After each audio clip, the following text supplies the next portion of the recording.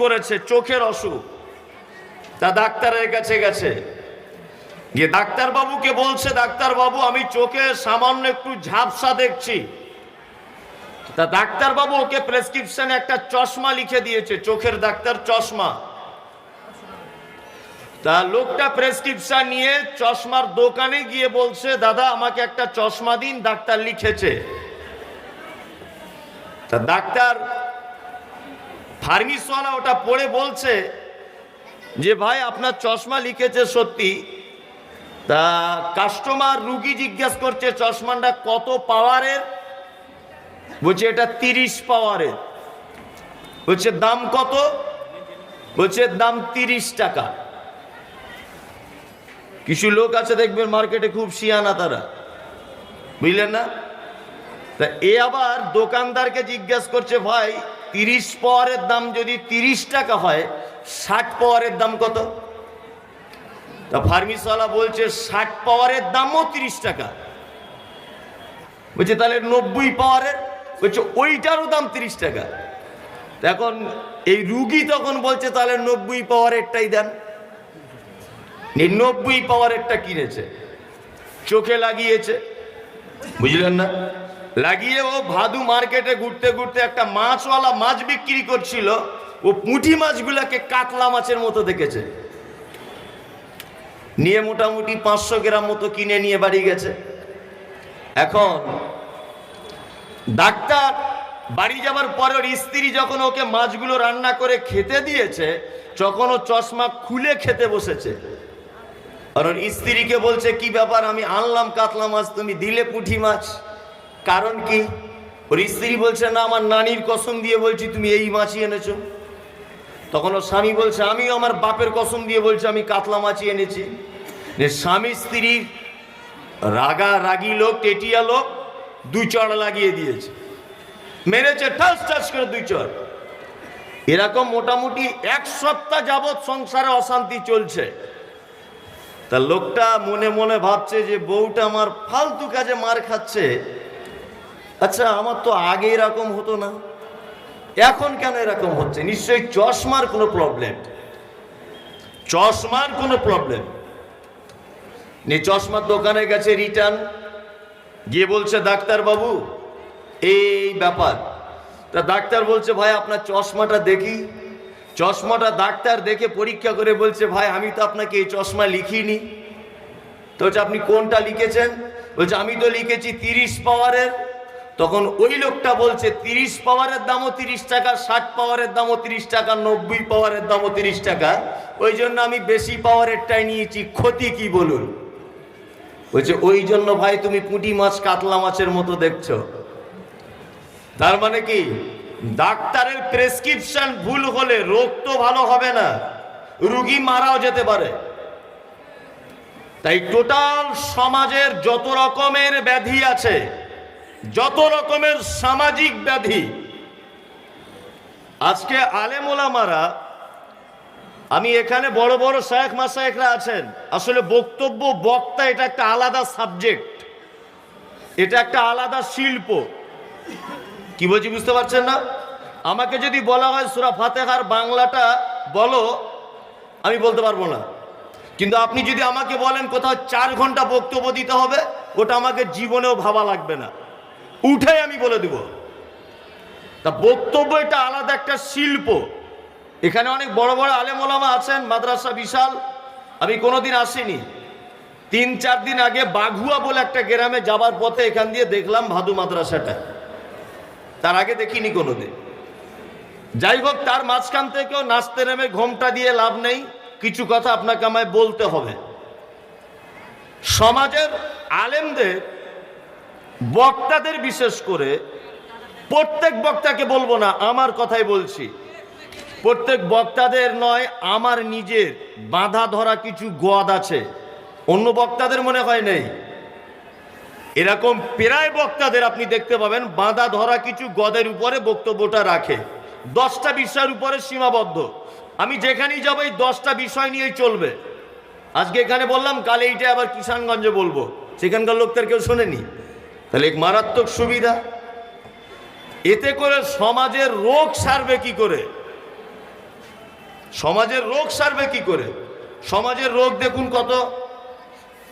80% মহিলারা বর্তমানে vanity bag কাঁধে নিয়ে চলে যাচ্ছে বন্ধনের লোন করতে। পুরুষ মানুষ বাড়িতে বসে আছে। এটা সামাজিক একটা রোগ। আপনার বেটা ঈদের আগের দিনে চুল কেটেছে, চারিদিকে ন্যাড়া হয়ে মাঝখানে এরকম উঁচু হয়ে আছে। আচ্ছা বলুন তো, এটা কোন নবী কেটেছিল আর কোন সাহাবীর বেটা কেটেছিল? এটা মনে হয় ভাদু গ্রামের কেউ কাটে না, আমাদের ওদিকে কাটে। আপনাদের কেউ কাটে? এটা সামাজিক রোগ। বেটার বিয়ে দিয়েছে, 4 লাখ টাকা ক্যাশ, রাস্তার ধারে জমি ছিল ওটাও লিখে নিয়েছে বেটির বাপের কাছে। এটা সামাজিক রোগ। তাহলে এই রোগগুলো চিকিৎসা করবে কোথা থেকে? এত মানুষ এক জায়গায় হওয়ার পরেও যদি রোগের চিকিৎসা না হয়, সমাজে কোনো কাজ হবে বলে আমি মনে করি না। কি ঠিক বলছি কিনা? আমাদেরকে মাঝে মধ্যে মাছির মতো চরিত্র গ্রহণ করতে হবে।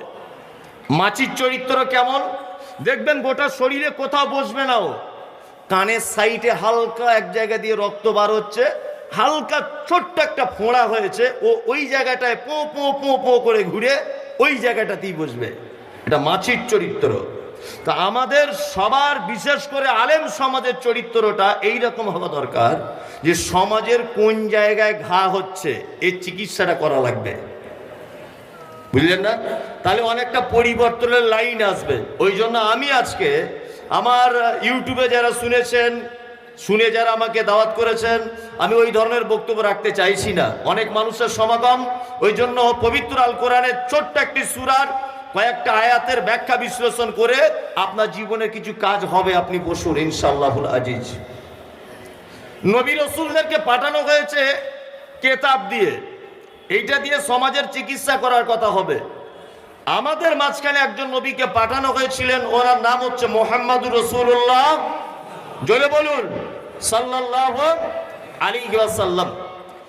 এই লোকটাকে পাঠানো হয়েছিল, এই লোকটাকে বেঈমান মুশরিকেরা কিন্তু এমনি ছেড়ে দেয়নি, সহজে ছাড়েনি। এই লোকটাকে কঠিন সাইজ করে তবে মক্কা ছেড়ে মদিনায় পালিয়ে গেছিলেন আল্লাহর নবী। এমনিতে সাদ করে, ইচ্ছা করে, ঢং করে আল্লাহর নবী মক্কা ছেড়ে মদিনায় চলে যাননি। আল্লাহর অর্ডার ছিল এক, আর অর্ডারটা কেন? কঠিন পরিস্থিতির সম্মুখীনে আল্লাহ নবী সাল্লাল্লাহু আলাইহি ওয়াসাল্লাম মক্কা ছেড়েছিলেন। অনেক কারণ, অনেক। আগেকার দিনে, এখন যেমন দেখবেন কোনো কিছু অ্যানাউন্স করতে গেলে মাইক নিয়ে মানুষ বলে অমুক গ্রামের অমুক সাহেব মারা গেছে, জানাজা হবে 3:20 ওই মাঠে হয়। আমাদের গ্রামের মসজিদের জমির ডাক হবে অমুক দিনে, মাইক অ্যানাউন্স করা হয়। হযরত মুহাম্মদ সাল্লাল্লাহু আলাইহি ওয়াসাল্লামকে প্রথম যে আক্রান্ত, প্রথম যে কথাটা দিয়ে দুর্নাম বা বদনাম, সেই কথাটির নাম হচ্ছে পাগল। তুমি ভালো লোক নয়, তুমি পাগল। আল্লাহ নবী সাল্লাল্লাহু আলাইহি ওয়াসাল্লাম এসেছেন মিরাজের রাত্রি থেকে, মিরাজ থেকে ফেরার পরে সে যুগের রীতি অনুযায়ী তিনি একটা বড় পাহাড়ের উপরে উঠলেন। উঠে বিভিন্ন গোত্রের মানুষদেরকে নাম ধরে ধরে ডাকলেন। আবু জেহেল, আবু লাহাব, উতবা, সাইবা সবাই চলে এলো। আল্লাহ নবী সাল্লাল্লাহু আলাইহি ওয়াসাল্লাম সবাই সম্মুখে বলছেন, শোনো, আমি যদি তোমাদেরকে বলি পাহাড়ের অন্য আরেক সাইডে একদল শত্রু লুকিয়ে আছে তোমাদেরকে মারবে বলে, তোমরা কি এটা মেনে নিবে? বিশ্বাস করো? আবু জেহেলের মতো মানুষও বলছে আমি বিশ্বাস করি, কারণ আপনি জীবনে মিথ্যা কথা বলতে পারেন না, আপনি জীবনে মিথ্যা কথা বলেন না। তখন আল্লাহ নবী সাল্লাল্লাহু আলাইহি ওয়াসাল্লাম বলছেন, শোনো আবু জেহেল, আবু লাহাব, শোনো, তাহলে আমাকে তোমরা বিশ্বাস করো? যে হ্যাঁ করি। বলছে তাহলে আমি গত রাত্রিতে আমি এইখান থেকে চলে গেলাম, একদম আসমান ফেরে দিয়ে জান্নাত জাহান্নাম সব দেখে এলাম। বাইতুল মুকাদ্দাসে অসংখ্য নবীদের ইমামতিতে আমি নামাজ পড়ালাম, আমি জান্নাত দেখে এলাম, জাহান্নাম দেখে এলাম। তোমরা কি এগুলো বিশ্বাস করো? আল্লাহ বলে একজন আছে সপ্তম আকাশের উপরে থাকেন, 360টা দেব দেবীর তোমরা যে পূজা অর্চনা করছো এগুলো মিথ্যা। এইরকম ভাবে যখন আল্লাহ নবী সাল্লাল্লাহু আলাইহি ওয়াসাল্লাম বলছেন, তখন আবু জেহেল একেবারে টেটিয়া মেজাজ নিয়ে বলছে, সত্যি আশ্চর্য ব্যাপার, লোকটার মাথা যা একটু ভালো ছিল টোটালি খারাপ হয়ে গেছে, পাগল হয়ে গেছে। কি বলছি বুঝতে পারছেন না? এক পাগল। তারপরে আপনাকে আর একটা কথা বলি, আর একটা আল্লাহ নবী সাল্লাল্লাহু আলাইহি ওয়াসাল্লামের চরম দুর্নাম দেওয়া হয়েছিল, এটা আপনারা জানেন কি? আপনাদের এখানে যে লোকের বাচ্চা কাচ্চা হয় না তাকে কি বলে? হ্যাঁ, বাঞ্ঝা। বাঞ্ঝা, যার বাচ্চা কাচ্চা হয় না বাঞ্ঝা। আর যার বেটি সব বেটা নেই তাকে কি বলে? এতটুকুই হয়তো বলে যে তুই আর বেশি বকিস না, তোর ভিটাতে প্রদীপ জ্বালাবার লোক নাই। এটা বলে কি বলে না? তোর ভিটা মাটিতে আগুন জ্বালাবার লোক নাই, মগরিবের পরে লাইট জ্বালাবার লোক নাই, তোরা স্বামী স্ত্রী মারা গেলে। এটা বলে কি বলে না? বলে। এই কথা গোটা মক্কাতে আল্লাহ নবী সাল্লাল্লাহু আলাইহি ওয়াসাল্লাম যেদিকে যেতেন সেই দিকেই বেঈমান মুশরিকরা বলতো, মোহাম্মদ তুমি যতই নবী বলে লাট সাহেবী করো না কেন, যতই তুমি নবী বলে নিজেকে দাবি করো না কেন, তুমি পর্যন্ত শেষ, তোমার আল্লাহকে আর খুঁজে পাওয়া যাবে না। কারণ আপনাদেরকে জিজ্ঞাসা করছি, আচ্ছা মোহাম্মদ সাল্লাল্লাহু আলাইহি ওয়াসাল্লামের বেটাগুলো সব বেঁচে ছিল না আল্লাহ নবীর জীবদ্দশাতেই মারা গিয়েছিল? কোনটা মারা গিয়েছিল? বেটিগুলো বেঁচে ছিল। সব বেটিগুলো জীবদ্দশাতেই মারা গেছে, ফতেমা বাদ দিয়ে। আল্লাহর নবী সাল্লাল্লাহু আলাইহি ওয়াসাল্লাম মারা যাবার 6 মাস পরে ফতেমা মারা গেছেন। বাকি মেয়েগুলো আল্লাহ নবীর জীবদ্দশাতেই মারা গেছেন, বিস্তারিত ইতিহাস। আচ্ছা বলুন তো, একটা কথা আপনাকে জিজ্ঞাসা করছি, হযরত মুহাম্মদ সাল্লাল্লাহু আলাইহি ওয়াসাল্লামের বেটিগুলোকে আল্লাহ বাঁচিয়ে রাখলেন, বেটাগুলোকে মেলে দিলেন, এর কারণ কি? কারণ তো কিছু আছে। দেখবেন সারা পৃথিবীতে একটা বড় চিটিংবাজি ব্যবসা চলছে। কি চিটিংবাজি ব্যবসা? আপনাকে প্রথম থেকে বলছি, ভালো করে বুঝুন। আমরা জানি যে ইমামে আজম বলা হয় ইমাম আবু হানিফা রহমতুল্লাহ আলাইকে, ইমামে আজম বলা হয়। উনি সব থেকে বড় ইমাম, প্রথম ইমাম উনি, ইমাম আবু হানিফা রহমতুল্লাহ আলাই। তারপরে অনেক ইমাম এসেছে, ইমাম আহমদ বিন হাম্বল, ইমাম শাফি, ইমাম মুসলিম, ইমাম বুখারী, ইমাম ইবনে তাইমিয়া, অনেক ইমাম এসেছে, অনেক শায়েখ মাশায়েখ এসেছে। আচ্ছা আপনি দেখাতে পারবেন যে ইমাম বুখারী একজন ইমাম, বুখারী কিতাব উনি লিখেছেন, এই লোকটার ছেলে না পড়াশুনো করি বাপ ইমাম বলে ও নিজে ইমাম হয়ে গেছে? দেখেছেন? দেখেননি? ইমাম হতে গেলে পড়াশুনো করা লাগে। আমি মাওলানা মুমতাজুল ইসলাম, বাড়ি আমার উত্তর 24 পরগনা। আমি ছোটখাটো একজন আলেম, লোকে বলে ছোটখাটো আলেম। আমার ছেলে আছে, তার নাম তামিম ইকবাল, 11-12 বছর বয়স। আচ্ছা আমি আলেম বলে আমার ছেলেকেও কি মানুষ আলেম বলে ডাকবে? ডাকবে না। যদি কেউ ডাকে তাহলে সে বোকা লোক না বুদ্ধিমান? বোকা লোক। ইমাম বুখারী ইমাম ছিলেন, ওনার বেটাকেও যদি ইমাম উপাধিতে ভূষীভূত করা হতো তাহলে ওনার বেটাকেও তখনকার দিনের মতো শিক্ষা অর্জন করা লাগতো। ওনার বেটা ইমাম নন, ইমাম আবু হানিফা, ওনার বেটা ইমাম হতে পেরেছেন এটা আমার জানা নেই। বা গতানুগতিক বাপ ইমাম বলে বেটাগুলো ইমাম, পৃথিবীতে এরকম কোন ইতিহাস নেই। পৃথিবীতে একটা ব্যবসা আছে, চিটিংবাজি ব্যবসা, যার নাম পীরের ব্যবসা। বসিরহাটে উত্তর 24 পরগনায় পীর সাহেব আছে, আল্লামা রুহুল আমিন পীর সাহেব। উনি মারা গেছেন আজ থেকে মনে হয় 200 বছর আগে বা 150 বছর আগে। আজও পর্যন্ত ওনার বাড়িতে যত পুরুষ মানুষের জন্ম সবাই বলছে পীর। ফুরফুরা শরীফে শুয়ে রয়েছেন পীর আল্লামা আবু বকর সিদ্দিক রহমতুল্লাহ আলাই, মারা গেছেন ধরে নেন 200 বছর আগে। ওনার ফ্যামিলিতে যত লোকের জন্ম প্রত্যেক মানুষ টাইটেল দিচ্ছে পীরে কেবলা। বুঝতে পারছেন না? পীর মানে এদের ঘরে জন্মগ্রহণ করলেই পীর। কারণ আছে, কারণ হচ্ছে অতি ভক্তি চোরের লক্ষণ। আল্লাহ তাআলা পবিত্র আল কোরআন সমাপ্তি ঘোষণা করলেন মুহাম্মদ সাল্লাল্লাহু আলাইহি ওয়াসাল্লামকে দিয়ে, আর নবী সিলসিলা সমাপ্তি ঘোষণা করলেন মুহাম্মদ সাল্লাল্লাহু আলাইহি ওয়াসাল্লামকে দিয়ে। আর কোনোদিন কোন নবী আসবে? আসবে? আসবে না। আল্লাহ তাআলা রণকৌশলী, তিনি জানেন যে মুহাম্মদ সাল্লাল্লাহু আলাইহি ওয়াসাল্লামের বেটাগুলোকে যদি বাঁচিয়ে রাখা যায়, তা যারা অতি ভক্ত আমার নবী তাহলে আল্লাহর নবী মারা যাবার পরে তার বেটাগুলোকেও নবী বলে মানতে শুরু করে দেবে।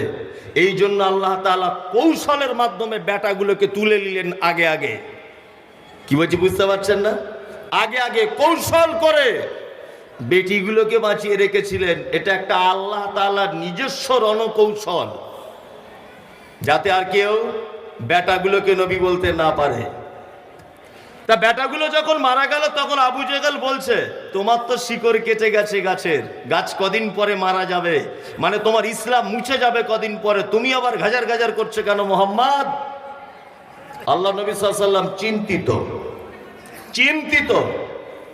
চিন্তায় যখন পড়ে গেলেন, তখন আল্লাহ তাআলা উপর থেকে দেখতে পাচ্ছেন যে আমার হাবিব আপনাকে যদি মুখের সামনে কেউ বারবার বলে বাঁঝা, এই বাঁঝা, এই বাঁঝা, কোথাও যাচ্ছেন যদি পিছন দিক দিয়ে বলে শফিকুল ভাই বাঁঝা, এদিকে এসো, রাগ হবে কি হবে না? মন খারাপ করবে কি করবে না? বেটা নেই বলে যদি বলে তুমি আবার বেশি কথা বলো কেন, তোমার বাড়িতে প্রদীপ জ্বলবে না, তাহলে মন খারাপ করবে কি করবে না? ঠিক তেমন মুহাম্মদ সাল্লাল্লাহু আলাইহি ওয়াসাল্লাম বড় চিন্তায় যখন, তখন আল্লাহ তাআলা জিবরিলকে দিয়ে নবীকে বলছেন, নবী টেনশনের দরকার নাই। কেন? আল্লাহ তাআলা নবীকে বলছেন, ইন্না আতাইনাকাল কাউসার, নবী আপনাকে বেটাগুলো তুলে নিয়েছি, কিন্তু আপনাকে একটা মূল্যবান সম্পদ আমি দান করে দিচ্ছি, তার নাম হচ্ছে কাউসার। এই কাউসারটা পৃথিবীর মানুষ কেউ পাবে না। কিয়ামতের মাঠে নবী আইয়ুব থাকবেন, নবী দাউদ থাকবেন, নবী ইসমাইল থাকবেন, নবী ইব্রাহিম থাকবেন, নবী ইয়াকুব থাকবেন, নবী ইউসুফ থাকবেন, অসংখ্য নবীরা তাদের উম্মতদেরকে নিয়ে দাঁড়িয়ে থাকবে কিয়ামতের মাঠে। কিন্তু কোন নবীরও ক্ষমতা হবে না সেদিন কিয়ামতের মাঠে পানি পানি বলে যেদিন চিৎকার হবে গোটা কিয়ামতের মাঠ। মুসা আলাইহিস সালামের উম্মতগুলো যদি পানি পানি বলে চিৎকার করে, তা মুসার সেদিন পাওয়ার থাকবে না যে এক গ্লাস পানি পান করাবার। নবী হতে পারেন ইব্রাহিম, মারাত্মক বড় নবী, পানি পানের ডিপার্টমেন্টে থাকবেন না। আল্লাহ তাআলা নবীকে বলছেন, নবী টেনশন কেন? টেনশন কিসের? বেটাগুলো মেরে দিয়েছি বলে টেনশন? ইন্না আতাইনাকাল কাউসার, আপনাকে আমি কাউসার দান করছি। অবশ্যই কিয়ামতের মাঠে লক্ষ কোটি মানুষের পানির ডিপার্টমেন্টটা আপনাকে দিলাম, আপনি ছাড়াই ডিপার্টমেন্টে আর কেউ কাজ করতে পারবে না। কি বলছি বুঝতে পারছেন? এক, ফাসাল্লি লিরাব্বিকা ওয়ানহার, আপনি সালাত আদায় করুন, আপনি কুরবানি করুন। ইন্না শানিয়াকা হুয়াল আবতার, যারা আপনাকে বলছে শিকড় কাটা প্রদীপ জ্বালাবার লোক নেই, অচিরেই আমি তাদের গোড়ার শিকড় কেটে দিব, আপনার প্রদীপ জ্বলবেই কিয়ামত পর্যন্ত।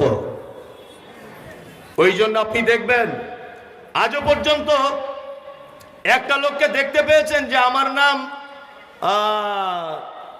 আবু জেহেল সাইফুদ্দিন খান? কেউ দেখতে পেয়েছেন? পাননি। আচ্ছা, পৃথিবীতে এরকম মানুষ দেখতে পাওয়া যায় যে আমার নাম মোহাম্মদ মমতাজুল ইসলাম, আমার নাম মোহাম্মদ অমুক? দেখতে পাওয়া যায়? পায়। সারা পৃথিবীতে সমস্ত জায়গাতে আল্লাহ নবী সাল্লাল্লাহু আলাইহি ওয়াসাল্লামের প্রদীপ আজও পর্যন্ত জ্বলছে কি জ্বলছে না? আবু জেহেলের একটা উম্মত আজও পর্যন্ত আছে? আবু জেহেল আবু লাহাবের উম্মত আছে? নাই। তা আল্লাহ তাআলা বলছেন যে ওদের শিকড় কেটে দিব আর আপনার প্রদীপ জ্বলতে থাকবে, আপনি টেনশন করিয়েন না। আর একটা অপবাদ মক্কাতে আল্লাহ নবী সাল্লাল্লাহু আলাইহি ওয়াসাল্লামকে দেওয়া হয়েছিল, কি? চরিত্রহীন তুমি, তোমার চরিত্র খারাপ। মক্কার মুশরিকদের কথা আর কি বলবো। বর্তমান বিশ্বে ভারত, পাকিস্তান, বাংলাদেশে খুঁজলেও পাওয়া যায় হযরত মুহাম্মদ সাল্লাল্লাহু আলাইহি ওয়াসাল্লামের বদনাম দেওয়া লোক। খুঁজে পাওয়া যায় না? সালমান রুশদির নাম শুনেছেন? সালমান রুশদি বেঈমান। ও বলছে, তার বইয়ে লিখেছে যে হযরত মুহাম্মদ সাল্লাল্লাহু আলাইহি ওয়াসাল্লাম আজানের যে পদ্ধতিটা চালু করেছে, ফজরের সময় মসজিদে যখন আজান হয় আমার মনে হয় তখন বেশ্যা তার খরিদ্দারকে ডাকছে। নাউজুবিল্লাহ বলুন। এটা সালমান রুশদি বলছেন। ময়মনসিংহে বাড়ি, বাংলাদেশের বিতর্কিনী চরিত্রহীনা মহিলা, নাম তার তসলিমা নাসরিন। ওর নাম বলতে লজ্জা বোধ করে আমার। লজ্জা লাগে নাম বলতে, ঘৃণা করে। দ্বিখণ্ডিত বইয়ে তিনি লিখেছেন যে মোহাম্মদ সাল্লাল্লাহু আলাইহি ওয়াসাল্লামের চরিত্রহীন লোক। তাছাড়া 25 বছরের যুবক 40 বছরের বুড়ি খাদিজাকে কোনোদিন বিয়ে করে? চরিত্র ভালো হলে এই কাজ করে? নিশ্চয়ই যৌবনের তাড়না ধরে রাখতে পারেনি বলে ইয়ং মেয়েকে পাইনি, বুড়ির কাছে ছুটে গেছে, এর নাম মোহাম্মদ। কি বলছি বুঝতে পারছেন না? আবার কিছু লোক দেখছি কিছুদিন আগে বাংলাদেশের মাটিতে, মানে দেবীর তলায়, ঠাকুরের পায়ের তলায় কোরআন মাজিদকে রাখাকে কেন্দ্র করে ত্রিপুরার মাটিতে মসজিদ ভেঙে দেওয়া হয়েছে 4টা। এটা আপনারা দেখেছেন। আর একদল লোক তারা স্লোগান দিচ্ছে, বলছে মোহাম্মদ তেরা বাপ কা নাম, জয় শ্রীরাম, জয় শ্রীরাম। দেখেছেন? দেখেছেন? আচ্ছা বলুন, এবার আপনাকে আবার জিজ্ঞাসা করছি, আমি মাওলানা মুমতাজুল ইসলাম, আমি বড় বক্তা, আমি বড় লেখক, আমি বড় সাইকুল হাদিস, আমি কোটি কোটি টাকার মালিক, এটা আপনি ধরে নেন, বোঝানোর জন্য বলছি। ভাদু মাদ্রাসায় জলসা করতে আসছি, তা আমাকে নাজিম সাহেব সকালবেলা ফোন করে বলছে, মাওলানা সাহেব একটা কথা শুনলাম আপনার ব্যাপারে কেমন কেমন। বললাম কি কথা? বলছে আপনি নাকি চুরি করেন। বললাম এই কথা আপনাকে কে বলেছে? তা নাজিম সাহেব তখন বলছে আমাদের গ্রামের ফটিক আমাকে কথাটা বলছিল। আমি ওকে জিজ্ঞেস করলাম নাজিম সাহেবকে, ফটিক করে কি? বলছে গ্রামে ঘন্টা বাজিয়ে সাইকেলে করে আচার বিক্রি করে। তাই? বলছে হ্যাঁ। আচ্ছা বলুন তো, আচার বিক্রির নিন্দায় যদি আমি ভেঙে পড়ি আর যদি বলি ভাদু মাদ্রাসায় যাওয়া যাবে না, বিপদ হয়ে যাবে, আচ্ছা বলুন তো তাহলে আমি শিক্ষিত লোক না আমি গড় রহস্য কোনটা? আমি গড় রহস্য গরু? আমি কোন? আমি বড় বক্তা, আমি বড় শিক্ষিত, আমি বড় লেখক, আমি সাইকুল হাদিস, আর আমার দুর্নাম করছে ফটিক চাটনিওয়ালা। হ্যাঁ, আমার কি কোয়ালিটি আর ওর কি কোয়ালিটি? সারাদিন বিড়ি টানে, ঘন্টা বাজিয়ে আচার বিক্রি করে, ও আমার বদনাম করছে। তা কোথায় মোহাম্মদ? আর 4 নম্বর কোয়ালিটি, ছুঁচো কোয়ালিটির লোকেরা স্লোগান দিচ্ছে মোহাম্মদ তেরা বাপ কা নাম, জয় শ্রীরাম, জয় শ্রীরাম। তোদের স্লোগানে তার কিছু যায় আসে? কথা বলুন, কিচ্ছু যায় আসে না তার। তো এইরকম মক্কাতেও বদনাম দেওয়া হতো যে মুহাম্মদ সাল্লাল্লাহু আলাইহি ওয়াসাল্লামের চরিত্র ভালো নয়। আল্লাহ তাআলা এই টোটাল বদনামটাকে একত্রিত করে পবিত্র আল কোরআনের মধ্যে লিপিবদ্ধ করে বিশ্ববাসীকে বলে দিয়েছেন, আমি যাকে দিনের দায়ী হিসাবে পাঠিয়েছিলাম, আমি তোমাদের মাঝে যে লোকটাকে পাঠিয়েছিলাম, এই লোকটার নাম মুহাম্মদ। এর ব্যাপারে যা কলঙ্ক মানুষ দিয়েছে, এইগুলোর জবাব আল্লাহ নিজে কোরআন মাজিদে উল্লেখ করছেন। এই দেখুন, আল্লাহ তাআলা বলছেন নুন ওয়াল কলামি ওয়া মা ইয়াসতুরুন। পবিত্র আল কোরআনে এরকম অনেকগুলো শব্দ আছে, কোরআনটা এদিকে ফিরে দেখুন। এই একটা শব্দ আছে এখানে নুন, দেখেছেন? পবিত্র আল কোরআনের 29টি সূরার ভিতরে এরকম কিছু শব্দ পাওয়া যায়। এখানে অনেক বড় বড় সাইকুল হাদিস আছেন, আমার থেকে ভালো জানেন, জেনে নেবেন কাল সকালে। তবে আমার তদন্ত করা কথাটা আপনাকে বলছি। আরবিতে বলা হয় হুরুফে মুকাত্তিআত, বাংলাতে বলা হয় বিচ্ছিন্ন অক্ষরমালা। এর কোনো মানে মতলব শায়েখ মাশায়েখ কেউ কোনোদিন করেনি, আজও পর্যন্ত ভাদু মাদ্রাসার সাইকুল হাদিসও করবেন না, কেউ করতে পারবে না। এটা আল্লাহ তাআলা ভালো জানেন এই রকম শব্দগুলো দিয়ে কি বোঝাতে চেয়েছেন। তবে একটা কথা আমি বলছি, এটা আমি আমার বানিয়ে বলছি না, আমি এই রকম মনে করছি, ওটা আপনাকে বলছি। কি দেখবেন, আশুইক আর মাসুকের ভিতরে কখনো কখনো গোপন কিছু টিপস থাকে, থাকে না? থাকে। এখন তো মোবাইলের ছেলেমেয়েরা প্রেম ট্রেম করছে। আগেকার দিনে স্কুলে যখন আমরা পড়েছি আর এই খেলা যখন আমরা খেলেছি, তখন কি করেছি, ছোট করে একটা চিঠি লিখে কাগজে তুহিনা আই লাভ ইউ বলে ওর ব্যাগের তলায় ভরে দিয়েছি। বুঝতে পারছেন না? ও আবার ওইটা সেদিন দেখে তারপরের দিন আবার আমাকে লিখেছে আই লাভ ইউ টু। মানে তখনকার দিনে প্রেম হতো চিঠির মাধ্যমে, তাই না? আর তখনকার দিনে মান সম্মান ছিল, মানুষের বাপ মাকে ভয় করত। তা আমি যখন তুহিনাকে দেখতে পেতাম তখন বলে দিতাম, দেখো তোমার মায়ের সঙ্গে যখন তুমি ঘুরবা আর আমার সঙ্গে যখন তোমার দেখা হবে, তুমি আমাকে দাদা বলে ডাকবে। আর যখন একা একা দেখা হবে তখন তুমি আমার জান, আমি তোমার প্রাণ। এটা আগেকার দিনে প্রেম হতো না? হতো। আগেকার দিনে প্রেম কেমন ছিল? মোবাইল ছিল না, প্রেমিক প্রেমিকাকে বলতো ডান চোখটা এরকম করলে বুঝতে পেরে যাবে ওই কলা গাছের তলায় ডাকছি, আর এরকম এরকম করলে বুঝতে পেরে যাবে ভাদু শামসুলের দোকানের সামনে দাঁড়াতে বলছি তোমাকে। এরকম গোপন টিপস থাকে না? থাকে কি থাকে না? একটা ছেলে একটা মেয়েকে খুব ভালোবাসে, তোর বন্ধুকে বলছে জানিস অমুকের বেটিকে কত ভালোবাসি, কোটি কোটি টাকার মালিক ওর বাপ। তা বলছে চল দেখি কেমন ভালোবাসিস, প্রমাণ করবি। তোর বন্ধুকে নিয়ে গেছে প্রেমিকের প্রেম প্রমাণ করতে। তাও মেয়েটাকে দেখে, মেয়েটা ব্যালকনিতে বসে আছে আর নিচে থেকে ও ফচকে ছেলে তো এরকম এরকম করছে হাই, যেই করেছে মেয়েটা চামড়ার জুতোটা খুলে এরকম করে দেখাচ্ছে।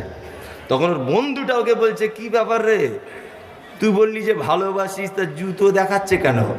তখন ওর প্রেমিকা বলছে, ছেলেটা তখন বলছে প্রেম জীবনে করেছিস? তা না, প্রেম করিনি। তা জুতো দেখায় প্রেম করলে? ও তখন বলছে জুতো দেখায় না, রাতে জুতোর দোকানে দেখা করতে বলছে অমুক দোকানে। বুঝিস না তুই এটা?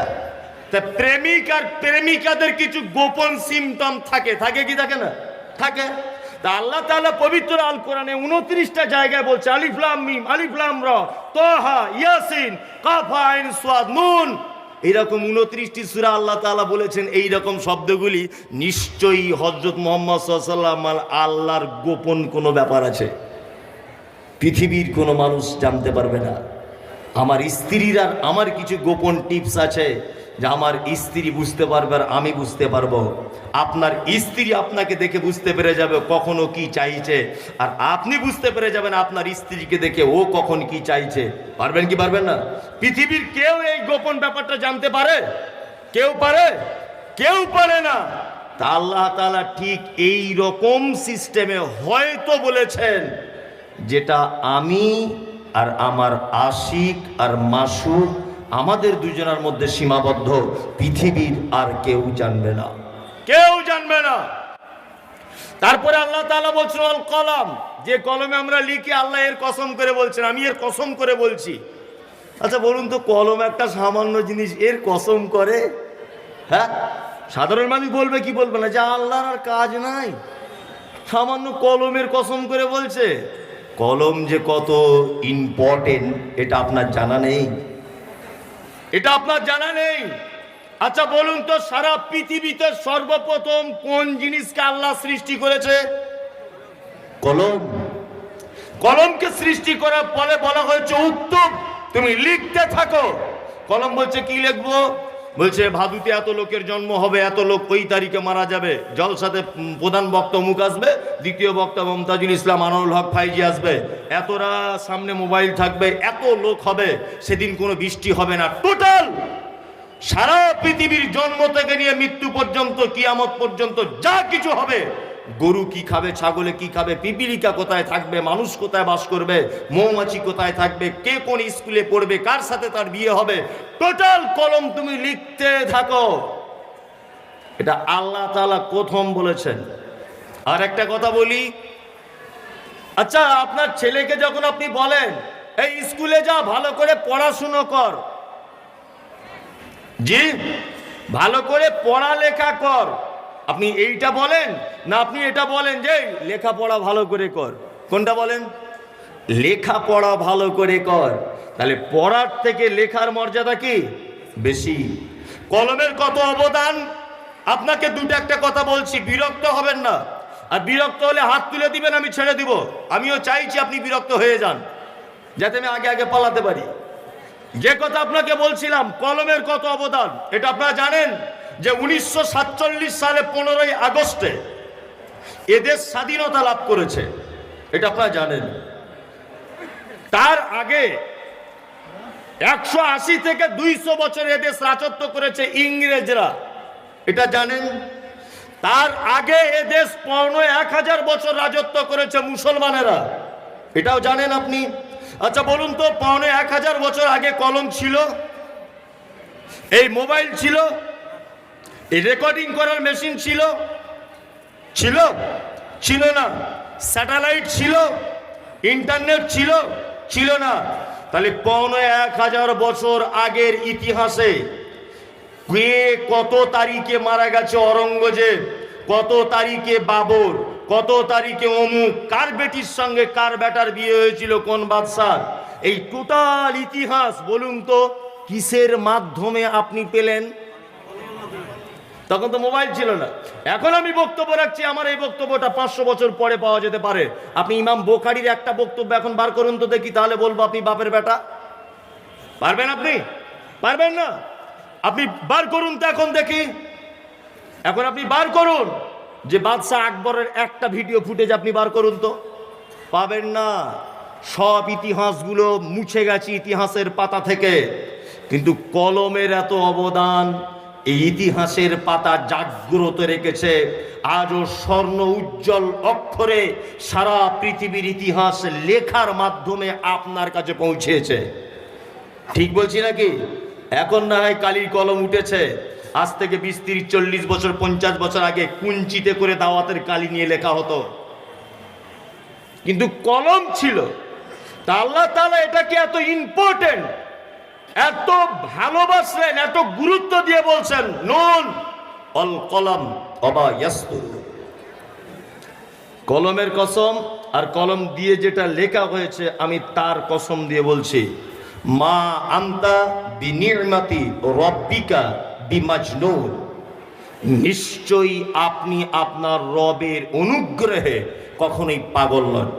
এই যে আবু জেহেল বলেছিল পাগল, প্রথমে বলে এসেছি, তাই তো?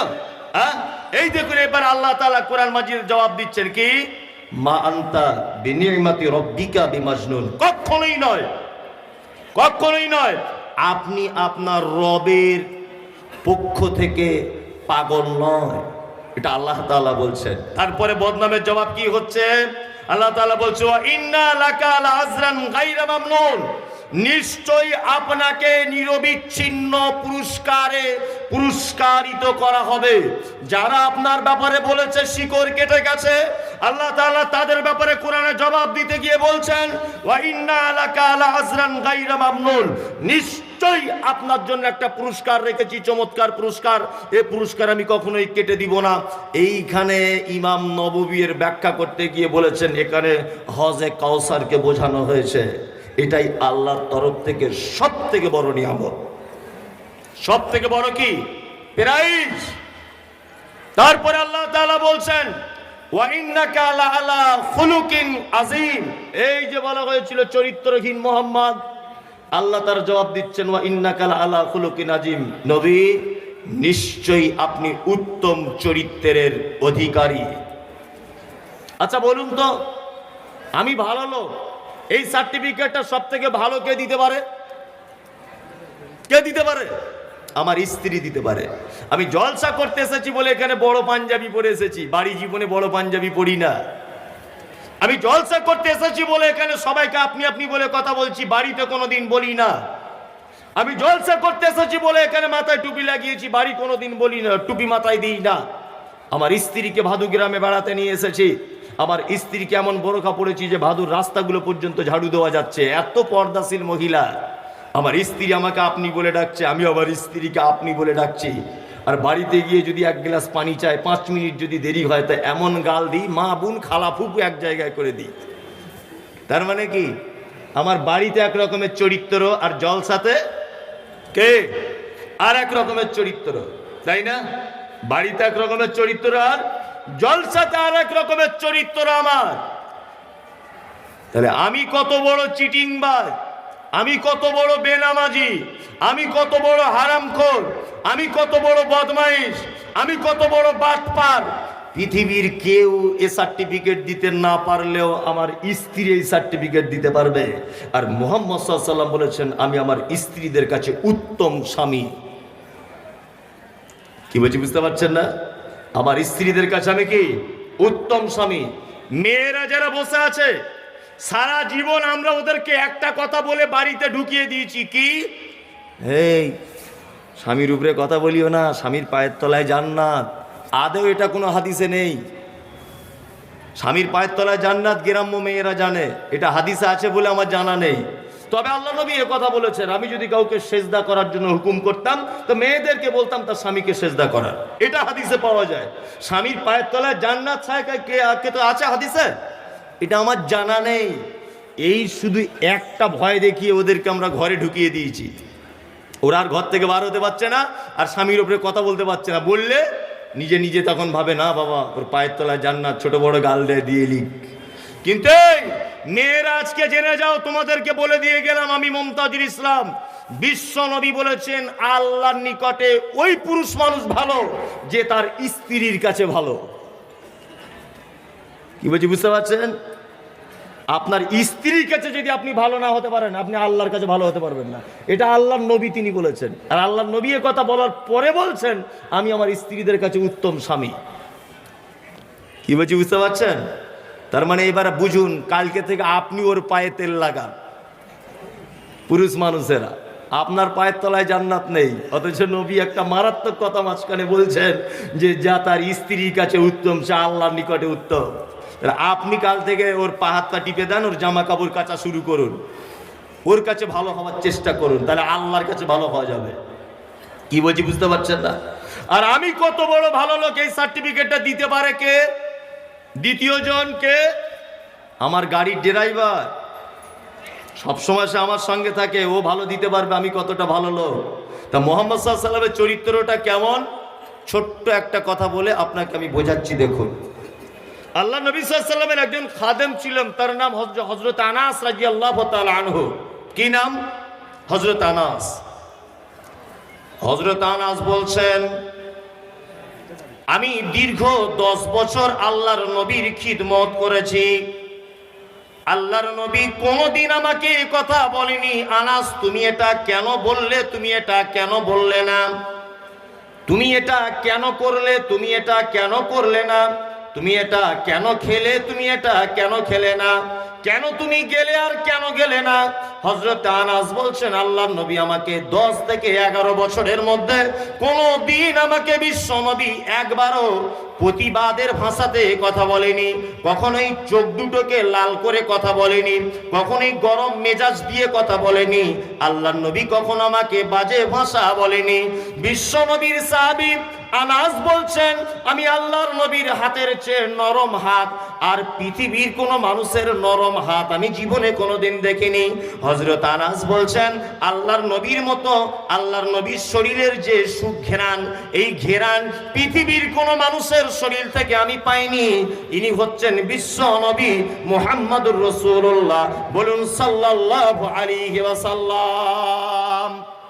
বাড়ির চাকর সার্টিফিকেট দিচ্ছে। কিছুদিন আগে আপনি জলসা থেকে বার হয়ে কালকে যদি ভোট থাকতো আপনি স্লোগানটা কি দিতেন? কি স্লোগান দিতেন? এবার ভোটে জিতবে কে? অমুক ছাড়া আবার কে? আমার নেতার চরিত্র ফুলের মতো পবিত্র। তুমি এই স্লোগান তানো দিতে গেলে তুমি তোমার নেতার চরিত্র ফুলের মতো পবিত্র। তোমার নেতা তো 100 দিনের টাকা মেরে খায়, ইন্দিরা বাসনের টাকা চুরি করে। তোমার নেতা গরিব মানুষের ঘর আছে 20,000 কোটি টাকা ঝাড়ে। তোমার নেতা চুরির শেষ নেই। তোমার নেতা ভোটের আগে পথসভাতে বলে যে এবার আমাকে একবার জিতিয়ে দেখো, এই রাস্তাটা এমন পরিষ্কার করে দেবো যে এই রাস্তাতে হেলিকপ্টার চলা যাবে। তোমার নেতা এ কথা বলে, কিন্তু বিশ্ব নবী জনাবে রাসূলুল্লাহ সাল্লাল্লাহু আলাইহি ওয়াসাল্লাম তুমি মুসলমান হিসেবে তোমার এই স্লোগান দেওয়া দরকার ছিল, আমার নেতা তোমার নেতা বিশ্ব নবী মুহাম্মদ। পৃথিবীর কোন মানুষকে নেতা কাইতো দেওয়া যাবে না। নেতা মানে যে তার নীতি কথার উপরে অটুট থাকতে পারে সে হচ্ছে নেতা। নেতা মানে যে তার নীতি কথার উপরে অটুট থাকতে পারে সে হচ্ছে নেতা। বিশ্ব নবী জনাবে রাসূলুল্লাহ সাল্লাল্লাহু আলাইহি ওয়াসাল্লাম মক্কা থেকে মদিনায় যখন এলেন তখন তিনি প্রথম ভাষণ দিয়ে বলছেন কে বিধবারা আছো, এই অনাথ এতিম ফকির অসহায় কে আছো, কে তোমরা এতিমেরা আছো, তোমাদের ঝোলাগুলো আমার কাছে দাও। আমি মুহাম্মদ সাল্লাল্লাহু আলাইহি ওয়াসাল্লাম আজকে থেকে তোমাদের বাজারের দায়িত্ব নিলাম। এর নাম হচ্ছে নেতা। এর নাম কি? জি বলুন।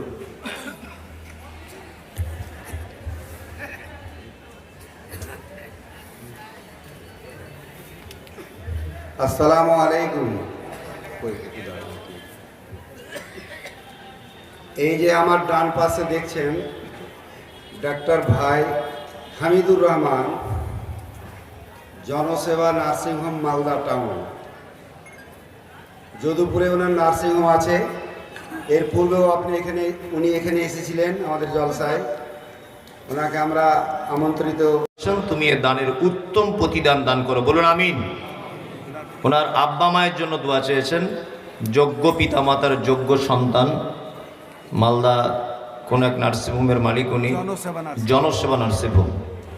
শুক্রিয়া আল্লাহ, ওনার সৎ উদ্দেশ্য। এই যে একটা কথা বললেন যে মাদ্রাসা থেকে একটা লিখিত নিয়ে গেলে কিছু এটা সাবসিডি পাওয়া যাবে, এটা খুব বড় মনের পরিচয়, আলহামদুলিল্লাহ। আর এটা আমার তরফ থেকে ভাইয়ের কাছে অনুরোধ থাকলো যে আল্লাহ আপনাকে বড় জায়গায় পৌঁছে দিয়েছে, যিনি পৌঁছাতে পারেন উনি নামাতেও 5 সেকেন্ড টাইম নেন না, 5 সেকেন্ডও সময় নেবেন না। দুস্থ মানুষদের পাশে দাঁড়াবেন, দেখবেন আপনার যেটা স্বপ্ন ছিল না সেই রকম একটা স্বপ্ন আপনার চোখের সামনে চলে আসবে, যেটা আপনি কোনোদিন ভাবতে পারেননি। এটা অনেক পরীক্ষিত। আপনি ভাবতে পারতেন না যে আমার জীবনে এরকম কিছু একটা করব। সবসময় দুস্থ মানুষদের পাশে থাকুন, এটা মানব সেবা এবং আল্লাহর কাছে প্রিয় পাত্র হয়ে যায়। যে কথা আমি বলছিলাম সেটা হচ্ছে এই, পৃথিবীতে নেতা বলে কাউকে আপনি ডাকতে পাবেন না, কারণ নেতা মানে যে তার নীতি কথার উপরে অটুট থাকতে পারে। বর্তমান বিশ্বে রাজনৈতিক মহলের একটা নেতাকে আপনি দেখাতে পারবেন যে তার নীতি কথার উপরে অটুট থাকতে পারে? পারে না। পৃথিবীতে একজন মাত্র নেতা রূপে এসেছিলেন, তিনি হচ্ছেন মুহাম্মদুর রাসূলুল্লাহ সাল্লাল্লাহু আলাইহি ওয়াসাল্লাম। কেমন নেতা, কেমন তার ব্যবহার, কেমন তার চরিত্র, কেমন তার আখলাক, এই দেখুন আপনাকে একটা সামান্য জিনিস দেখাই। আল্লাহ নবী সাল্লাল্লাহু আলাইহি ওয়াসাল্লাম লোক হিসেবে কেমন ছিলেন? হযরতে জায়েদ বলে একজন আল্লাহ রাসূলের পালিত পুত্র ছিলেন, এটা জানেন? হযরত জায়েদ। এই জায়েদ একদিন তার মায়ের সঙ্গে তার মামার বাড়ি হোক খালার বাড়ি হোক বেড়াতে যাচ্ছে। তখনকার দিনে মক্কা মদিনাতে বাচ্চা ছেলেদেরকে চুরি করা হতো, বুঝলেন? চুরি করা হতো গোলাম হিসাবে। তা জায়েদকে রাস্তার মাঝখান থেকে তার মায়ের কোল থেকে ছিনিয়ে নিয়ে চোরেরা পালিয়ে চলে এসেছে, বাজারে তুলেছে। ওই বাজারে বাচ্চা ছেলে কিনতে এসেছিলেন খাদিজাতুল কুবরা রাদিয়াল্লাহু তাআলা আনহার ভাতিজা, ওই বাজারে এসেছেন। এখন ঘটনা হচ্ছে, ভাতিজা ভাবছে যে আমার ফুপুর তো স্বামী মারা গেছে, আবার একটা স্বামী তালাক দিয়ে দিয়েছে। 2 বার খাদিজার বিবাহ হয়েছে আল্লাহর নবীর বিবাহ হবার পূর্বে, 2 বার।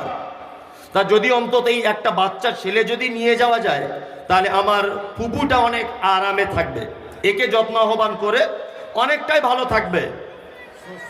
জায়েদকে কিনে নেওয়া হলো। জায়েদকে কেনার পরে বাড়িতে নিয়ে গেলেন খাদিজার ভাতিজা, ফুপুকে দিয়ে দিলেন। ফুপু জায়েদকে আস্তে আস্তে করে মানুষ করতে লাগলেন। বন্ধুরে আমার, বিশ্ব নবীর চরিত্রটা কেমন আপনি এখানে থেকে প্রমাণ পেয়ে যাবেন। জায়েদ আস্তে আস্তে করে খাদিজার কাছে বড় হতে লাগলো। তার কিছুদিন পরে খাদিজার সঙ্গে বিশ্ব নবীর বিবাহের কাজ সম্পূর্ণ করা হলো। খাদিজা বলছেন, ইয়া রাসূলুল্লাহি, আপনি ভাত খাবেন এটা খুলে দেওয়ার মতো কোনো মানুষ আপনার নাই। আপনি ওযু করবেন, আপনাকে পানি দেওয়ার মতো কোনো মানুষ নাই। আপনার খাদেম নাই। আপনি একজন নবী, কিন্তু আপনাকে এই ছেলেটাকে দিয়ে আমি খিদমতের কাজ করাবো। আমি আপনাকে মদিনার সবথেকে ধনী মানুষ আমি খাদিজা, আমার এত টাকা, এত পয়সা, এত উট, এত ঘোড়া, আমি প্রথমে আপনাকে এই বাচ্চাটিকে আপনার খাদেম হিসাবে গ্রহণ করে নেন। আপনি আমার স্বামী, আপনার আমি স্ত্রী। এই জায়েদ বলে ছেলেটাকে আপনার কাছে দিলাম, আপনি আপনার দায়িত্বে রেখে দেন। হযরতে জায়েদের বিশ্ব নবীর সঙ্গে তিনি আছেন। কিছুদিন থাকার পরে জায়েদ যেন একবার আল্লাহ নবীর সঙ্গে কাবা শরীফে গেলেন। কাবা শরীফে যাবার পরে বিশ্ব নবী আরাম ফরমাচ্ছেন আর জায়েদ যেন বসে আছে। আর জায়েদের গ্রামের একটা লোক, সেও যেন এসেছে কাবা শরীফে। কাবা শরীফে এসে জায়েদকে চিনতে পেরে গেছে আর বলছে, তুমি সেই জায়েদ? লোকটা তাড়াতাড়ি করে বাড়ি চলে গেল। বাড়ি গিয়ে জায়েদের মাকে ডেকে বলছে, জায়েদের মা শোনো, তোমাদের জায়েদকে মক্কাতে একটা উস্কো খুস্কো মাথায় চুলওয়ালা লোক, এইরকম একটা লোকের সঙ্গে আমি দেখে এসেছি। তুমি তাড়াতাড়ি করে যাও, তোমাদের জায়েদকে তুমি ওখানে গেলে পেয়ে যাবে। জায়েদের মা পাগলের মতো করে যেন মক্কাতে চলে এলো। এসে দেখছে কাবা শরীফের পাশে বিশ্ব নবীর পাশে বসে আছেন হযরতে জায়েদ রাদিয়াল্লাহু তাআলা আনহু। মা এসে বলছে, জায়েদ এটা কে? বলছে এই লোকটার খাদিম হিসাবে আমাকে পেশ করা হয়েছে। জায়েদের মা উল্টো পাল্টা কথা বলে মুহাম্মদকে গালিগালাজ দিতে চার, বলছে চোর, তুমি আমার বেটাকে চুরি করেছ, তাছাড়া এখানে কেন আমার বেটা তোমার সঙ্গে চলে এলো বলো। বিশ্ব নবী তখন বলছেন, শোনো, আমাকে গালাগালি করিও না, আমি এই ছেলেটার ব্যাপারে জানি না। আমার স্ত্রী খাদিজা এটাকে আমাকে উপঢৌকন দিয়েছে। আর এই ছেলেটার ব্যাপারে কি জানো বলো? মহিলাটি বলছে এই ছেলেটা হলো আমার। কিছুদিন আগে এই ছেলেটা আমার কোল থেকে চুরি হয়ে গেছে, আর এই ছেলেটাই হলো আমার। বিশ্ব নবী বলছেন, জায়েদ, ও জায়েদ, তুমি তোমার মাকে চিনতে পারছো? চিনতে পারছো তুমি তোমার মাকে? তা জায়েদ তখন বলছেন, হ্যাঁ আল্লাহর নবী, আমি চিনতে পেরে গেছি। বিশ্ব নবী বলছেন, তোমাকে ইখতিয়ার দেওয়া হলো, তোমার খুশি, তুমি তোমার মায়ের সঙ্গেও যেতে পারো, তুমি আমার কাছেও থাকতে পারো। জায়েদ উঠে দাঁড়িয়ে গিয়ে মায়ের দিকে একবার দেখলেন, আর আল্লাহর নবীর দিকে একবার দেখলেন, আর আল্লাহর নবীকে জড়িয়ে ধরে জায়েদ বলছেন তার মায়ের দিকে ফিরে, মা, কোন লোকটাকে তুমি গালাগালি দিতেছ? আল্লাহু আকবার, কোন লোকটাকে তুমি গাল দিচ্ছ? আজকে দীর্ঘদিন তোমাকে ছেড়ে আমি রয়েছি, প্রথম খাদিজার কাছে ছিলাম, এখন মোহাম্মদ বলে এই লোকটার কাছে আছি। এই লোকটা কখনোই কোনোদিন আমাকে একটাও ছোট বড় কোনো কথা বলেনি, আর বলেনি জায়েদ তুমি এটা কেন করলে, এটা তুমি কেন করলে না। আল্লাহু আকবার, কি চরিত্রের অধিকারী ছিলেন তিনি, ভাবতে পারা যায় না। স্বয়ং আল্লাহ তাআলা এই মহান ব্যক্তির চরিত্রের সার্টিফিকেট দিয়েছেন, ওয়া ইন্নাকা লাআলা খুলুকিন আযীম, নিশ্চয়ই আপনাকে আমি উত্তম চরিত্রের অধিকারী করেছি। আল্লাহু আকবার, ওনার মতো ভালো লোক আর পৃথিবীতে কেউ আছে? কেউ নাই। সারা পৃথিবীতে অনেক ভালো মানুষের ইতিহাস লেখা হয়েছে, তাদের জীবনী লেখা হয়েছে, কিন্তু বাস্তবতাটা যে কত কঠিন, আর জীবাণুর সঙ্গে মিলানে ওনার বাস্তবতা যে কত কঠিন, এটা আল্লাহ ছাড়া আর কেউ জানে না। আল্লাহ তাআলা তার পরের আয়াতে বলছেন, ফাসাতুবসিরু ওয়া ইউবসিরুন, আপনি অচিরেই দেখতে পাবেন, তারাও দেখতে পাবে। কি? বিআইয়িকুমুল মাফতুন, কারা ক্ষতিগ্রস্তের মধ্যে রয়েছে, কারা বেকারগ্রস্তের মধ্যে রয়েছে। আপনাকে যে মক্কাতে এরা এত বদনাম দিচ্ছে, আপনি অচিরেই দেখতে পাবেন, তারাও দেখতে পাবে। বিআইয়িকুমুল মাফতুন, কারা বেকারগ্রস্ত, কারা ক্ষতিগ্রস্ত। আল্লাহ তাআলা তারপরে বলেন, ইন্না রাব্বাকা হুয়া আ'লামু বিমান যাল্লা আন সাবিলিহি ওয়া হুয়া আ'লামু বিল মুহতাদিন, নিশ্চয়ই তোমার রব জানে আবু জেহেল, আবু লাহাব, উতবা, সাইবা এরা গোমরাহির পথে রয়েছে না তুমি নিজে গোমরাহির পথে রয়েছো। আল্লাহ তাআলা বলছেন, ওয়া হুয়া আ'লামু বিল মুহতাদিন, নিশ্চয় আমি আল্লাহ জানি কারা হিদায়াতের পথে রয়েছে আর কারা গোমরাহির পথে রয়েছে। আমি নবী গোমরাহির পথকে জীবনে কোনোদিন টিকিয়ে রাখি নাই, ওই জন্য ফেরাউন এসেছে, চলে গেছে। মুসা সারা জীবন ছিল, বেঈমান নমরুদ চলে গেছে। ইব্রাহিম ছিল, নবী মুহাম্মদ ছিলেন, আবু জেহেল, আবু লাহাব চলে গেছে। আল্লাহ বলছে, সারা পৃথিবীতে যারা এই পর্যন্ত এসেছে, আলেম ওলামা, শায়েখ মোশায়েখ হুজুর, এদের বিপক্ষে যারা কথা বলেছে, ইসলামের বিপক্ষে যারা কথা বলেছে, আল্লাহ বলছে তাদেরকে গোমরাহির পথে ঠেলে দিয়ে আমি ঠিক সঠিক মানুষকে হেদায়েতের পথে টেনে দিয়েছি। এটা আল্লাহ বলছে। আজ পর্যন্ত বর্তমান বিশ্বে আপনি মিলিয়ে দেখুন, যারাই দিনের পিছনে লেগেছে কেউ বাঁচতে পেরেছে? ইসলামের পিছনে যারাই লেগেছে কেউ বাঁচতে পেরেছে? কোনো বেটা বাঁচতে পেরেছে? ফেরাউন বাঁচতে পেরেছিল? হ্যাঁ, পানিতে চুবিয়ে চুবিয়ে মারা হয়েছে তাকে। নমরুদ বাঁচতে পেরেছে? পারেনি। তাকেও মারা হয়েছে, চুবিয়ে চুবিয়ে মারা হয়েছে। ইমাম আহমদ বিন হাম্বল নাম শুনেছেন, একজন বড় ইমাম ছিলেন, হাম্বলি মাযহাবের ইমাম। 10 লক্ষ হাদিসের সনদ সহ তিনি হাফেজ ছিলেন। ওনার সময়কার যিনি বাদশাহ ছিলেন, ওনার বাদশার নাম হচ্ছে বাদশাহ মুতাসিম বিল্লাহ। তা উনি একবার একটা বিল পাস করেছিলেন। কি বিল পাস করেছেন? উনি বিল পাস করেছিলেন যে কোরআন পৃথিবীর অন্যান্য যেমন সৃষ্টিজীব, যেমন গরু আল্লাহ সৃষ্টিজীব, জি, ছাগল আল্লাহ সৃষ্টিজীব, মানুষ আল্লাহ সৃষ্টিজীব, এই রকম সৃষ্টিজীবও কোরআন। কোরআন খালকুল্লাহ, কোরআন আল্লাহ সৃষ্টিজীব, কোরআন কালামুল্লাহ নয়। সে যুগের আলেমরা বাদশাহ মুতাসিম বিল্লাহর ভয়ে কিছু সংখ্যক আলেম এই কথাগুলো মেনেই নিল যে হ্যাঁ বাদশাহজি, আপনি যেটা বলছেন এটাই ঠিক। একজন দ্বীনের খাদিম, বিশ্ববিখ্যাত মুহাদ্দিস ইমাম আহমদ বিন হাম্বল, তিনি ডাইরেক্ট বললেন যে এই কোরআন আল্লাহর সৃষ্টিজীব বাদশাহ, এই আইন আমি মানতে পারবো না। কোরআন হচ্ছে আল্লাহর কথা, আল্লাহর কালাম, এটাই চূড়ান্ত। ইমাম আহমদ বিন হাম্বলকে বলছে, ইমাম আহমদ বিন হাম্বল শোনো, আমি এ যুগের বাদশাহ, আমি এখন যা ইচ্ছা তাই করতে পারি। ইমাম আহমদ বিন হাম্বল আঙুল তুলে সেদিন বলেছিলেন, আপনি বাদশাহ হতে পারেন, কিন্তু কোরআনের বিরুদ্ধে আঙুল তুললে ও আঙুল তোলা আমি 10 পয়সা দাম দিই না। কি করবেন আপনি আমাকে?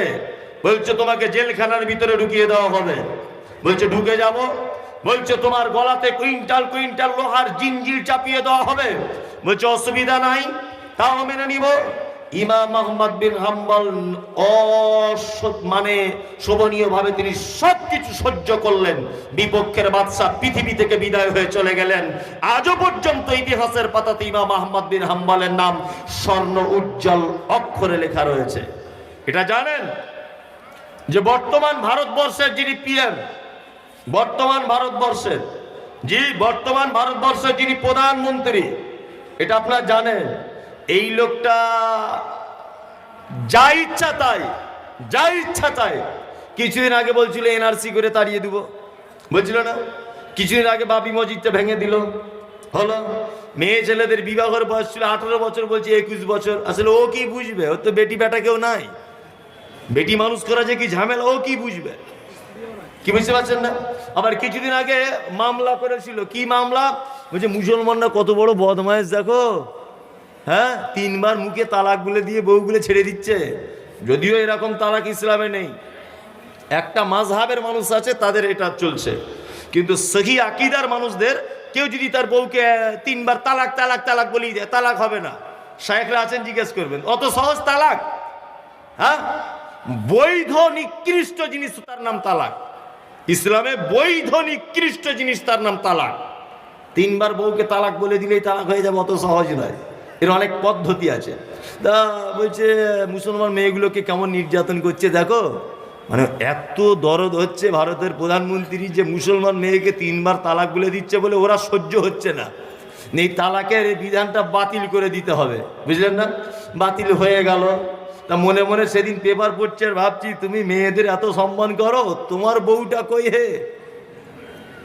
হ্যাঁ, তোমার বউটা কই? এ আবার আইন করেছে, বলছে 21 বছর মেয়েদের বয়স বাড়িয়ে দিয়েছে। আর 18 বছরকে ধরে রাখা যায় না, তো 21 বছর আর ধরে রাখা যাবে বলে মনে হয়? হ্যাঁ, ওর বাপ ওকে সামলাতে পারবে? 4টে সিকিউরিটি লাগবে। এখন যা জামানা চলছে, আসলে ও তো ব্যাপার কিছু বোঝে না, বলার কথা বলে দিচ্ছে। শুনুন একটা কথা বলি, যতই তুমি বাড়াবাড়ি করো, আর আসামে যতই মাদ্রাসা ভাঙো, পশ্চিম বাংলায় যতই এসে তুমি লেকচার দাও, আর যাই কিছু করো, কোরআনের বিরুদ্ধে আর হাদিসের বিরুদ্ধে তুমি যদি কিছু করতে যাও, তা আল্লাহ তোমাকেও ফেরাউনের মতো পানিতে চুবাবে। দেরি হবে, এটা বলে দিলাম, দেরি হবে। রিজভী এই বেঈমান কিছুদিন আগে বলেছিল যে কোরআনের 23টা 26টা আয়াতের বিপক্ষে মামলা করেছিল না রিজভী? হ্যাঁ, তা মানে বোকার একটা কোয়ালিটি থাকে, বোকারও একটা কোয়ালিটি থাকে। তা যেদিন মামলাটা করলো সেদিন আমি মনে মনে হাসছি যে এরা কি করে কোন স্কুলে যে পড়েছিল তা আল্লাহ ছাড়া কেউ জানে না। আচ্ছা বলুন তো দেখি, আমি যদি এখন এই বইটা লিখি, এই বইয়ে আমি একটা লিখলাম একটা খারাপ কথা, মারাত্মক সরকারের বিরুদ্ধে বা কোনো একটা বাজে কথা, কোনো একটা গোষ্ঠীকে টেনে লিখলাম ধরে নেন। আচ্ছা বলুন তো সেই গোষ্ঠীর লোকেরা আমার এই বইটার নামে কেস করবে না আমার নামে কেস করবে? কার নামে বলুন? আমার নামে করবে, বইয়ের লেখকের। তা আমি রিজভিকে বলতে চেয়েছি, রিজভি তুমি কত বড় গরু, কোরআনের আয়াতগুলো যখন মেনে নিতেই পারছো না, তাহলে এর লেখকের বিরুদ্ধে মামলা করো, এইটার বিরুদ্ধে মামলা করছো কেন? তোমার কত পাওয়ার আছে একবার দেখি। আল্লাহর বিরুদ্ধে ডাইরেক্ট মামলা করো। তুমি কোরআনের বিরুদ্ধে মামলা করতে গেছো, তোমার মতো গরু আছে? কিছুদিন আগে মোবাইলে দেখছিলাম অনেকে হিন্দু হয়ে গেছে। হ্যাঁ, কালকে নিউজে দেখছিলাম যে হিন্দু সম্প্রদায়রা ওকে বার করে দিচ্ছে। এটা দেখেছেন আপনারা? একদম গুড নিউজ, কারেন্ট খবর। হিন্দু ভাইরা ওকে বার করে দিচ্ছে। আবার আল্লাহ বলছে আমাকে চিনো না, ফেরাউনের মতো লোককে পানিতে ডুবিয়ে মেরেছে, আর তুমি তো রিজভি, তোমাকে মশার মতো টিপে দিলেই মরে যাবে। তুমি নিজেকে আল্লাহ বলে দাবি করা লোককে আমি বাঁচাইনি। নরেন্দ্র মোদী তুমি যতই বাড়াবাড়ি করো, টাইম একদিন আসছে তোমাকে এমন করে দিব তুমিও বুঝতে পেরে যাবে। কিছুদিন আগে কি অত্যাচার হলো 2021-এ, বুঝছে কে প্রধানমন্ত্রী হবে এখন থেকে নাম ঘোষণা করে দিচ্ছিল, বুঝলেন না? টাকলু এসেছিল আপনাদের মালদাতে, দিল্লি থেকে টাকলু, যোগী আদিত্যনাথ এসেছিলেন না? এসে বলছে একবার যদি জিততে পারি গরু খাওয়া বার করে দিব। নানান কথাবার্তা, তাই না? আর দিলীপ বাবু তো বারবার বলছিলেন কে প্রধানমন্ত্রী, কে মুখ্যমন্ত্রী হবে, আর কোন মাদ্রাসাগুলো আগে ভাঙবো, শুধু লিস্ট তৈরি করছিল। আল্লাহ বলছে দাঁড়া, তোদেরও 12টা বাজাবো। বাংলা থেকে একদম মুখে মানুষ পেচ্ছাপ করে দিয়েছে ওদের। বাংলার মানুষ মুখে পেচ্ছাপ করে তাড়িয়েছে বাংলা থেকে। এটা কার চক্রান্ত? কার? আল্লাহ। মুখে একদম জুতো মেরে তাড়িয়েছে, বাংলা ছাড়া করে দিয়েছে। তা আল্লাহ তাআলা নবীকেও বলছেন ফাসাতুবসিরু ওয়া ইউবসিরুন, অচিরে আপনি দেখতে পাবেন তারাও দেখতে পাবে। বিআইয়িকুমুল মাফতুন, কারা ক্ষতিগ্রস্ত আর কারা অসুবিধার মধ্যে রয়েছে এটা আপনিও দেখতে পাবেন। আজকে মক্কা মদিনাতে যান, মক্কাতে যান, বেঈমান মুশরিকদের একটা ঘরের চুলো পর্যন্ত দেখতে পাবেন না। অথচ গোটা মক্কা মদিনাতে নবী মুহাম্মদ রাসূলুল্লাহ সাল্লাল্লাহু আলাইহি ওয়াসাল্লামের অনুসারীরা কি ভর্তি হয়ে আছে, অসংখ্য মানুষ। আল্লাহু আকবার। আল্লাহ তাআলা তারপরে বলছেন, আল্লাহ তাআলা পবিত্র কোরআনের মধ্যে তারপরে ঘোষণা করে দিচ্ছেন নবীর বদনামে, ওয়াদ্দু লাউ তুওয়াল ফালা তুতিল মুকাজ্জিবিন। আল্লাহ তাআলা এবার নবীকে সাবধান করছেন, নবী পৃথিবীতে আপনি এই মানুষের সঙ্গে মেলামেশা করবেন না, কখনো মেলামেশা করবেন না। কারা তারা?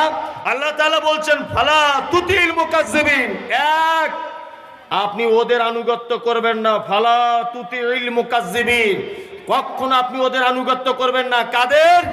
আল্লাহ তাআলা বলছেন যারা মিথ্যা কথায় কথায় মিথ্যা কথা বলে। যে আপনার এলাকাতে, আমার এলাকাতে যে সমস্ত মানুষকে আপনি নেতা বলে মানছেন, আপনি যাদেরকে বেশি প্রাধান্য দিচ্ছেন, আচ্ছা বলুন তো সারাদিনে একটাও সত্যি কথা বলে বলে মনে হয়? হয়? সারাদিনে মনে হয় একটাও সত্যি কথা মুখ দিয়ে বার হয় না। তা আল্লাহ তাআলা বলছেন ফালা তুতিল মুকাজ্জিবিন, নবী আপনাকে আমি মানা করে দিলাম আপনি এদের আনুগত্য করবেন না যারা মিথ্যা কথা বলে। পরশুদিন যেখানে প্রোগ্রাম করতে গেছিলাম দক্ষিণ 24 পরগনাতে, মানুষ কত গুমরাহির ভিতরে আছে। একটা বক্তা বক্তব্য দিতে দিতে বলছে 2.5 ঘন্টা বক্তব্য দিল। বক্তব্য দেওয়ার পরে বলছে একটা ইমানদার বাঘ আর একটা বেঈমান বাঘের ঘটনা, বুঝলেন? 2.5 ঘন্টা বক্তব্য দিল। তাই মনে মনে বলছে আরে বাঘ কোনোদিন আবার বেঈমান, আবার বাঘ কোনোদিন ইমানদার হয়? হ্যাঁ, এটা আবার কেমন কথা? বেঈমান বাঘ আর ইমানদার বাঘের বক্তব্য 2.5 ঘন্টা দিলেন, এবং হাদিসের রেফারেন্স দিচ্ছেন মোটামুটি একদমে 20টা হাদিসের নাম বলে দিচ্ছে। ওই যে কোন হাদিস বলছে আমিও জীবনে কোনোদিন শুনিনি, ও হাদিস নামই জানি না। মানুষ দেখছি ওই বক্তাটা নেমেছে আমাদের দুজনকে খেতে দিয়েছে, আর মোটামুটি 20 জন লোক সাইডে বসে আছে, মানে বক্তা মাছকে কাঁটা ফেলছে, ওরা নিয়ে চুষছে, গোস্তকে হাড্ডি ফেলে দিচ্ছে, ওরা নিয়ে দেখছে চুষছে মুখে দিয়ে। আমি মনে মনে ভাবছি একদম বেদাতি এলাকা, ইউটিউবে দেখে আমাকে নিয়ে গেছে, একদম মানে বেদাতির বেদাতি। তা আমি বলছি, মনে মনে ভাবছি এগুলো কি ব্যাপার? তা বলছে এই হুজুরের হাঁটু খাবো বলে সারাদিন আজকে কিছু খাইনি আমরা, এই হাঁটুতে এত বরকত। একটা লোক বলছে 7 বছরের কাবিরা গোনা ক্ষমা হয়ে যায় যদি হুজুরের হাঁটুতে কেউ চান্স পায়। চুরিয়ে বাবা, হুজুরের পাওয়ার কত রে? 7 বছর